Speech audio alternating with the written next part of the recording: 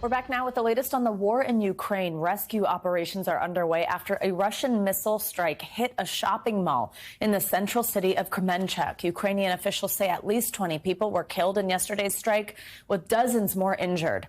President Zelensky called it, quote, one of the most defiant terrorist attacks in European history. G7 leaders condemn the strike, saying, quote, indiscriminate attacks on innocent civilians constitute a war crime. Russian President Putin and those responsible will be held to account. NBC News correspondent Ellison Barber is in Kremenchuk for us at the site of this morning. Hey, Ellison, so tell us, what's the latest on the ground where you are? How are rescue operations going?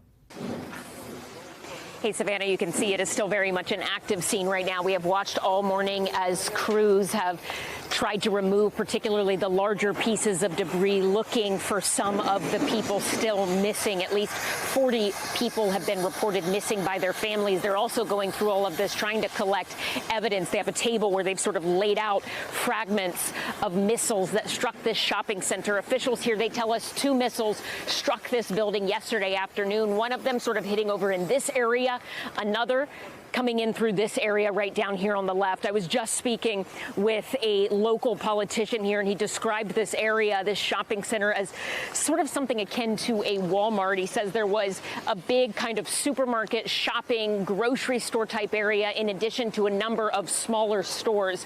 At least 20 people have been confirmed dead as of right now. Close to 60 said to be injured. At least half of them wound up in the hospital. We just watched as through this area, rescuers came through with 2 dogs, seeming to search for something in that area. We were told that an electronics store was over there and that they believe a good portion of the victims were people who worked at that electronics store. Savannah? And Ellison, what have we heard so far from Russia on the attack?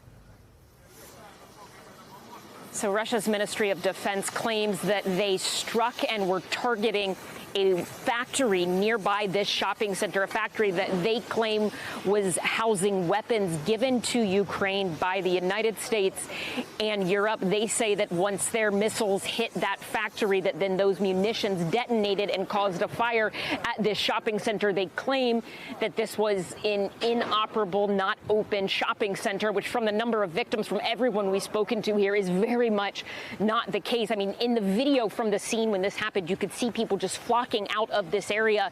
The local sort of congressman, if you will, for this city, he told me that all of the victims, as far as they know right now, are civilians. He claims that there is a factory kind of on the other side of the shopping center here, but he says it is a factory that used to just kind of do construction to help build roadways. He is adamant that there was no sort of military operations going on in this area. President Zelensky, he has said the same. He said at the time of this attack, there were around 1,000 civilians inside this shopping center. He says they were just trying to live a normal life when literally the walls around them started to collapse and the entire building became engulfed in flames. To give you a sense of how on edge things still are here, how very much active this scene still is, a couple of hours ago, we watched as all of the rescue workers stopped what they were doing and evacuated to the other side of the street.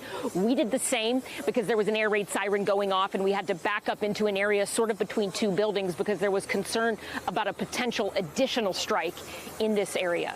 Savannah? All right, Ellison Barber, just heartbreaking to hear some of those details. Thank you so much, and please stay safe.